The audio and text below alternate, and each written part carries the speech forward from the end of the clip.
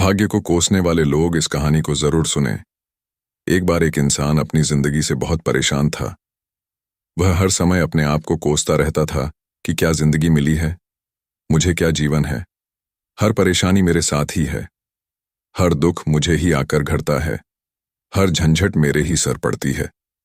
एक दिन इसी तरह अपने आप को बैठा हुआ कोस रहा था कि क्या नसीब है मेरा, क्या किस्मत है मेरी, क्या जिंदगी है मेरी, कि तभी अचानक एक बाज अपने शिकार को पंजों में दबाए हुए एक पेड़ पर आकर बैठ जाता है और वहीं पर अपने उस शिकार को खाने लग जाता है।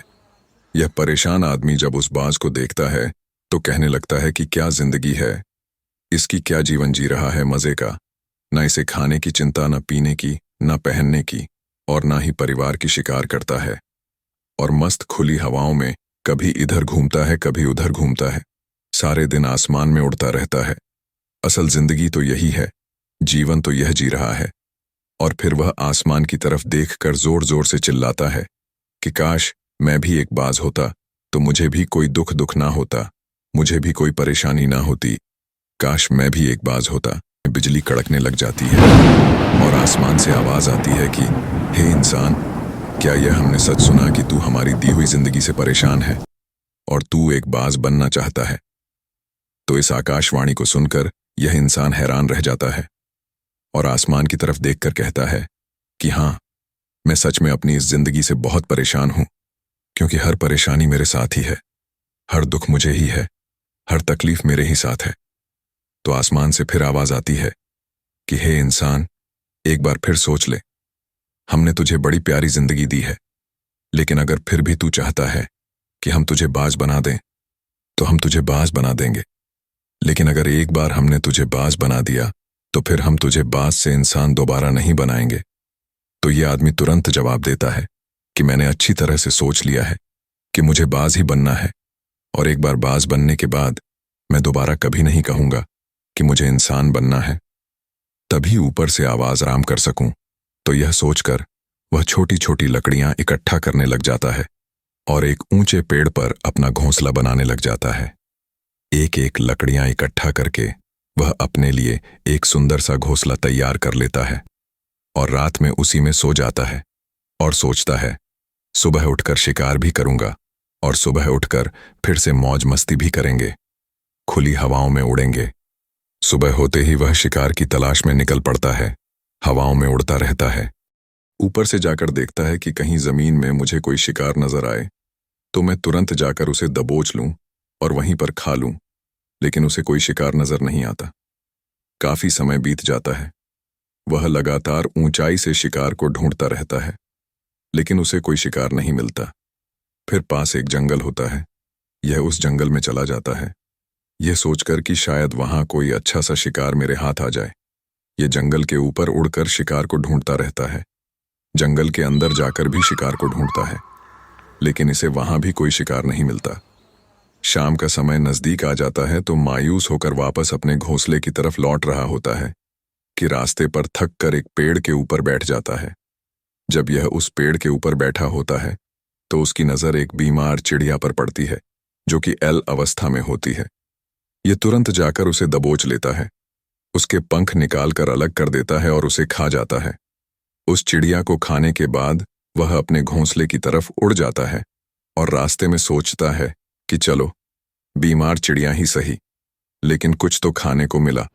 वह अपने घोंसले पर पहुंचकर आराम करने लगता है और सोचता है सुबह एक अच्छा सा शिकार पकड़ूं और अपनी भूख मिटा लूंगा।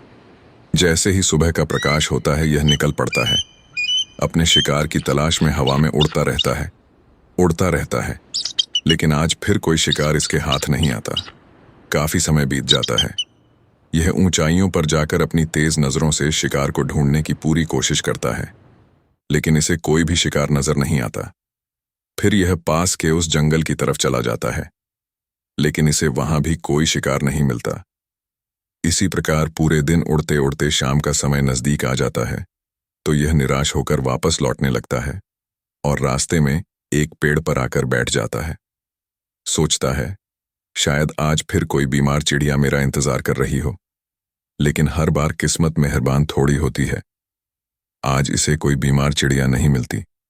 यह थक हार कर वापस अपने घोंसले की तरफ चल पड़ता है और घोंसले पर पहुंचकर भूखा प्यासा ही सो जाता है और सोचता है, कल सुबह एक बड़ा सा शिकार पकड़ा और आज की भूख भी मिटा लूंगा। रात को अपने घोंसले में सोया होता है, गहरी नींद में होता है कि तभी एक भयानक तूफान आता है। इस तूफान की हवा इतनी तेज होती है कि इसके घोंसले को उड़ाकर एक जगह फेंक है और वे कहीं दूर दूसरी जगह फेंकते हैं। तो यह जहां पर गिरता है वहां नीचे एक नोकदरा लकड़ी पड़ी होती है जो इसके पंजे में गड़ जाती है और इसे बुरी तरह घायल कर देती है। तूफान के रुकने के बाद बारिश शुरू हो जाती है। तेज बारिश होती रहती है, पर यह किसी तरह से पेड़ों के नीचे छुपकर बैठा रहता है। बड़ी मुश्किल से इसकी रात कटती है। जब सुबह होती है तो बारिश रुक जाती है। बारिश के रुकते ही चारों तरफ खुशियां छा जाती हैं, चारों तरफ हरियाली छा जाती है। नदियां और झरने तेजी से बहने लगते हैं। सब कुछ फिर पहले के जैसा हो जाता है, लेकिन यह बाज अब पहले के जैसा नहीं रहा। इसका पांव बुरी तरह घायल हो चुका है। इसके पंजे में जो लकड़ी लगी थी उसकी वजह से इसका पंजा बुरी तरह छत बिछत हो गया है। और मैं आपको बता दूं कि बाज का जो पंजा होता है वह उसके शिकार को पकड़ने के लिए सबसे जरूरी होता है, क्योंकि बाज अपने पंजों से ही अपने शिकार को पकड़ता है, दबोच होता है और फिर अपनी चोंच के माध्यम से नोच नोच कर खाता है। लेकिन अब इस बाज का पंजा बुरी तरह से घायल हो चुका था और वह पिछले 2 दिनों से भूखा भी था।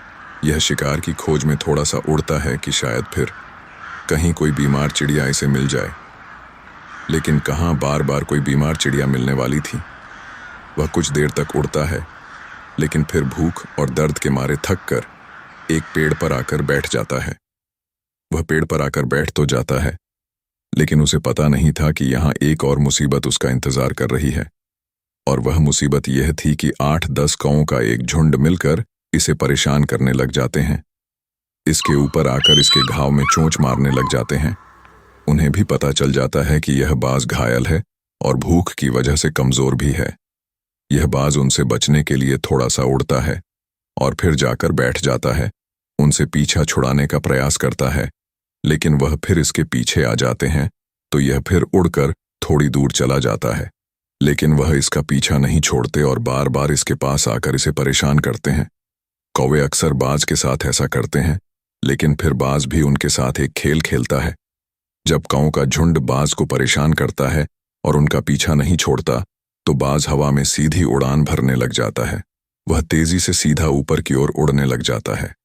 कौवे भी उसके पीछे उड़ते हैं, लेकिन कुछ देर तक उड़ने के बाद कौवे ऐसी ऊंचाई पर पहुंच जाते हैं जहां पर उन्हें ठीक से ऑक्सीजन मिलनी बंद हो जाती है।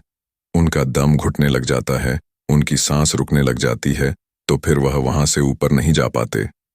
पर क्योंकि बाज तो बादलों से भी ऊपर उड़ सकता है, इसीलिए वह तो ऊपर चला जाता है, लेकिन कौवे वहां से ऊपर नहीं जा पाते और वो नीचे आने लगते हैं। तो इस तरीके से बाज उनसे अपना पीछा छुड़ा लेता है। लेकिन ऐसा करने के लिए, इतनी ऊंची उड़ान भरने के लिए इस बाज के पास उतनी ताकत नहीं थी, क्योंकि यह भूखा भी था और घायल भी था।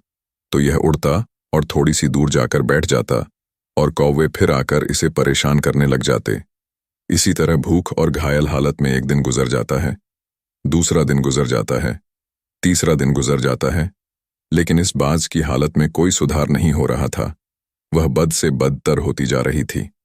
चौथे दिन जब यह बिल्कुल खत्म होने पर आ जाता है, इसके अंदर बिल्कुल ताकत नहीं बचती और इसका शरीर इसका साथ छोड़ने लगता है। तो ये किसी तरीके से उड़कर पास ही इंसानों की एक हॉस्पिटल होती है, उसकी छत पर आकर बैठ जाता है और वहां से आने जाने वाले मरीजों को देखता है और अपने आप से कहता है कि काश आज मैं एक इंसान होता तो ऐसे छोटे मोटे जख्मों का हॉस्पिटल से इलाज करवा लेता, या किसी को बता देता कि मैं भूखा हूं, परेशान हूं, मेरे साथ यह परेशानी है, लेकिन आज मैं एक ऐसा बेजुबान परिंदा हूं जो किसी से कुछ नहीं कह सकता, किसी को अपना दुख नहीं बता सकता, किसी से कोई मदद नहीं मांग सकता। यही बात सोचकर वह उसी छत पे अपना दम तोड़ देता है। वह अपनी जान की कुर्बानी तो दे जाता है, लेकिन साथ ही साथ